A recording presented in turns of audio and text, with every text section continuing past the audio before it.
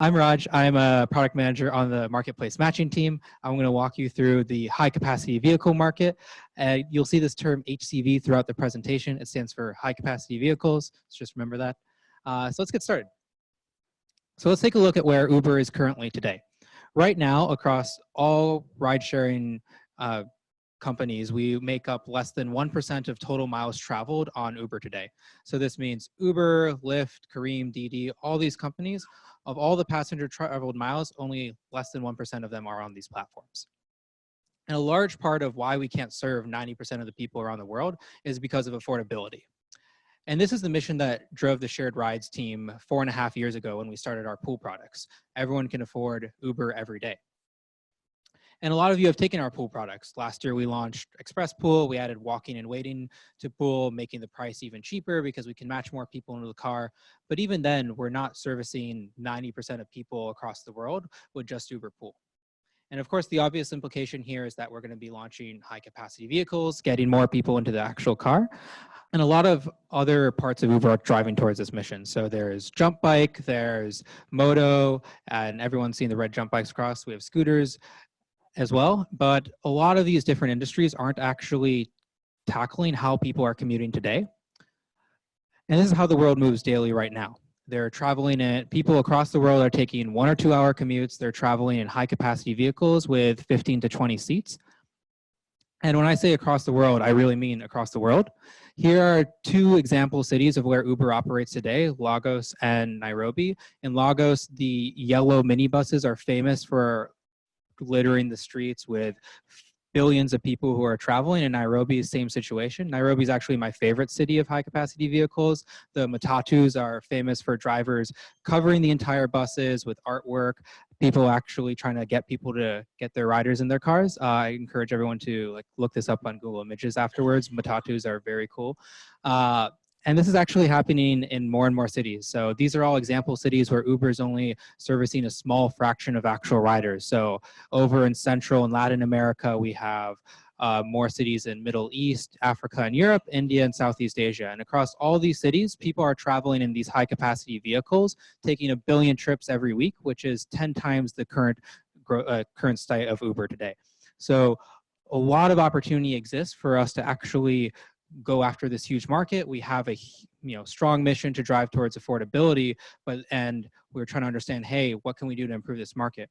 In fact, our operations teams, which are located in every single one of these cities across the world, have been telling us for years, hey, please come launch a high capacity vehicle product in our cities. It's going to solve a lot of problems.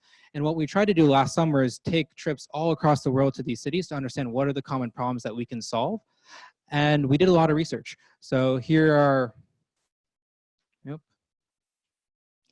some images from a research trip last summer when we went to Cairo. You can see the same parking lot situation in Cairo as in Lagos. And you can also see our operations team helping us hail buses, get in buses. And you'll see a few friendly faces on the right there. People can answer your questions at the end. So huge market opportunity, had a lot of learnings last summer. I'll walk you through some of the insights of what we actually learned when we were on the ground there and how that relates to the product we actually shipped and what our next steps are. So one of the first insights we had, I've been talking a lot about affordability. Uber's too expensive for a lot of people. One of the key insights we had is that people are actually willing to pay more for other options, but the current options are just too expensive. So it's either you take this high capacity vehicle or you take UberX, which is too expensive. Just to give you a sense of what the pricing here is actually like, if you were commuting an hour and a half in some of these cities, an UberX would be $10, while a minibus or HCV would actually only cost 25 cents. But if we launched Uber Pool in the market, we would only get to maybe $2.50 range at best. You have 3 people squished in the back, 1 person up front. That'd still be not enough, the 10x difference between an Uber Pool price and what people are paying right now to commute. But people are willing to have some flexibility to get more convenient options. So, a woman we talked to is saying, hey, I'm willing to take a longer trip if it means I can get a seat, or I'm willing to take another bus if it means I can get air conditioning. We started to build a lot of user empathy towards this as we were taking trips across the Middle East. Sitting in 100-degree weather in the back of a bus is quite an experience, and I can very easily understand why people are willing to pay more for air conditioning. So these are kind of, not many options exist. You're either taking a minibus or you're taking Uber, and most people can't afford Uber.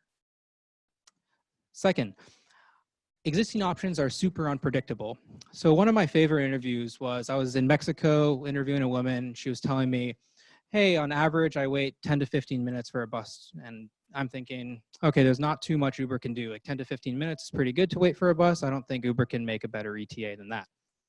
So I asked a bit more, what is your worst experience like? And she tells me, oh, it's an hour. And buses get delayed, trains get delayed. I don't know if we can be too much for an hour, but we probably could do it a little bit better. And then I asked her, how often does this actually happen? And then she told me, oh, this happens like 4 times a week.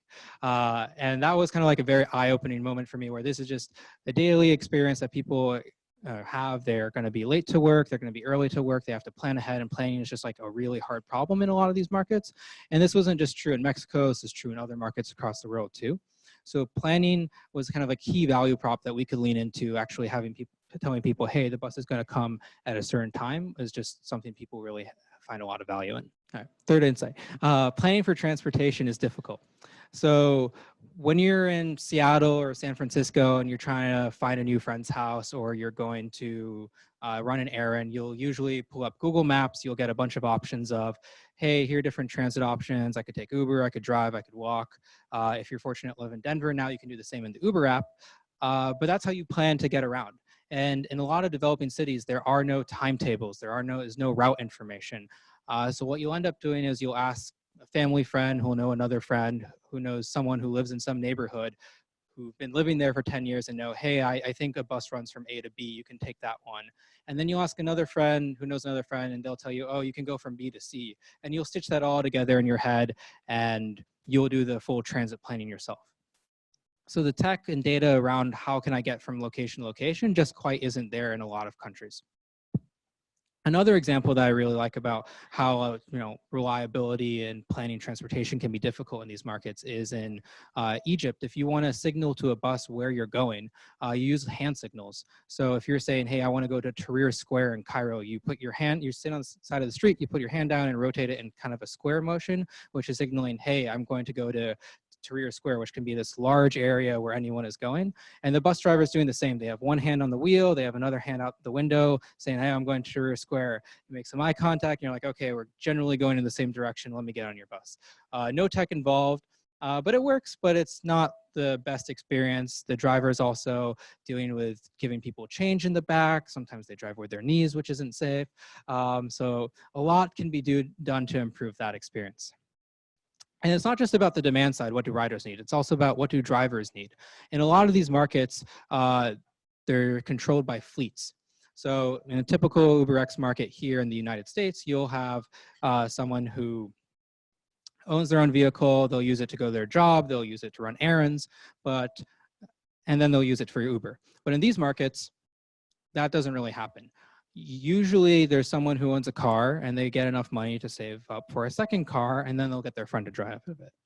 And that happens again and again and again. And sooner or later you own 100 vehicles or 1,000 vehicles, and you are now a fleet partner, and you have thousands of drivers driving for you. And that's how most of the world actually works outside of the United States, both for small Toyota Corollas all the way up to large 15, 20-seater Toyota Hiaces. But these businesses are super manual. They have zero insight into like how their business actually works. The best case, they're using Excel or Google Sheets, but more than likely they've hired a team of 5 to 10 people to coordinate talking to drivers over WhatsApp, to actually manually record, hey, some driver is going to use the vehicle from 9 to 5, another driver is going to use the vehicle for dropping off packages from 5 to 10 versus a school route in the morning. And that's how these fleets will actually operate. So huge opportunity for us to not only improve the rider experience, but also improve where the suppliers are coming to experience for the fleets as well. So let me walk you through what we've actually built to date and what we've launched, and then I'll hand it over to Owen and Danny, who will actually talk more about the tech that's powering all these systems. So we launched this very quickly. We did a bunch of research last summer, and then we launched a product and piloted in early fall. And what you'll see here is very similar to the current Express Pool experience you have in Seattle or any other city in the United States. You'll see a bus option appear next to Uber Pool or UberX. It'll be cheaper. You can opt into requesting that. You'll wait a couple minutes to receive your dispatch information.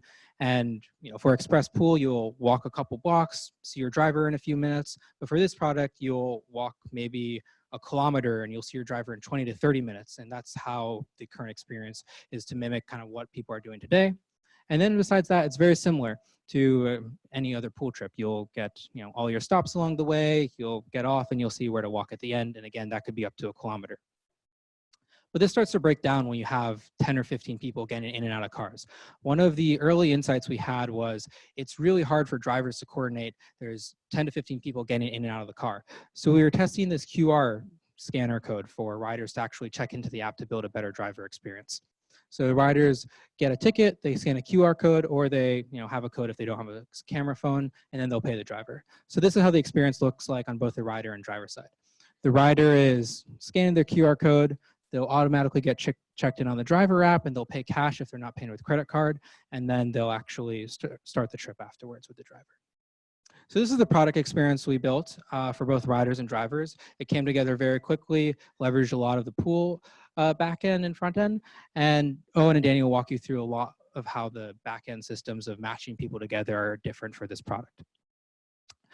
But we launched in December and January in 2 cities, in Egypt and Mexico. And our CEO even flew out to Egypt, did a big press event to announce the product globally there. And we've seen a lot of success to date. We've seen people are recurringly using the product every day, more so than they're using UberX. We're seeing growth of this product take off faster than UberX did when it launched in a city. So really early on signs of product market fit, and we're super excited to scale to a lot more cities.